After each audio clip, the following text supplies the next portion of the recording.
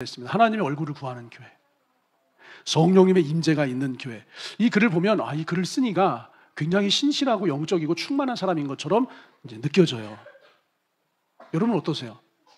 굉장히 충만한 것처럼 느껴지죠. 신실해 보여요. 그런데 그거 아세요, 여러분? 이 고백이 지나칠 정도로 구약적인 고백이에요.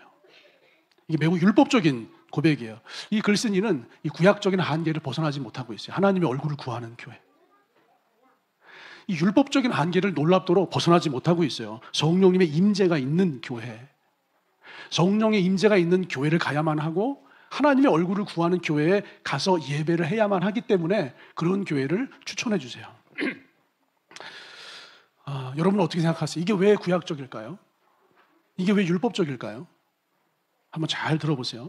모세가 시내산에 올라갔을 때 백성들이 방자에 행하여서 금송아지를 만들어 하나님이다 라고 하면서 금송아지를 섬겼습니다.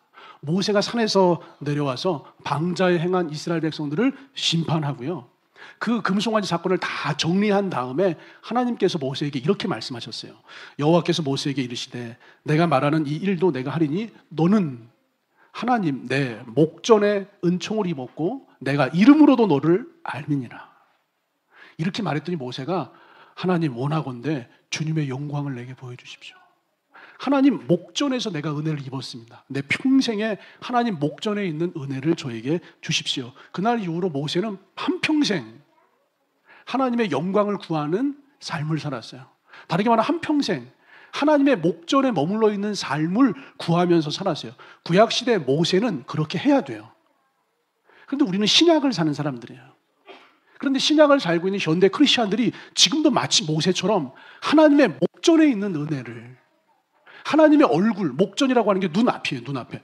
이게 눈앞에 이해찬 전사님이 있는 거예요. 하나님 눈앞에 있는 은혜를, 다시 말해서 하나님의 얼굴, 여기서 그 말이 나오는 거예요. 하나님의 얼굴을 구하는 교회, 하나님의 얼굴을 구하는 예배, 하나님의 얼굴을 구하는 기도. 시편에도 그 말씀이 있어요. 야곱이 하나님의 얼굴을 구하나이다.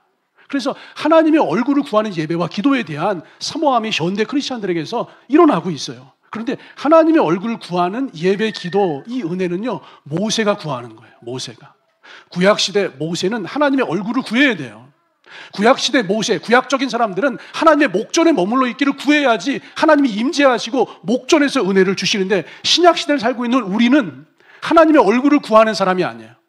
하나님의 목전을 구하는 사람들이 아니에요. 우리는 임마누엘, 하나님이 우리와 함께 하십니다. 하나님의 얼굴을 구해야 하나님 나에게 임재하시고 내가 주님 얼굴을 볼 수 있는 것이 아니라 지금 임마누엘, 하나님이 나와 함께 하십니다. 여러분 고개를 돌리시고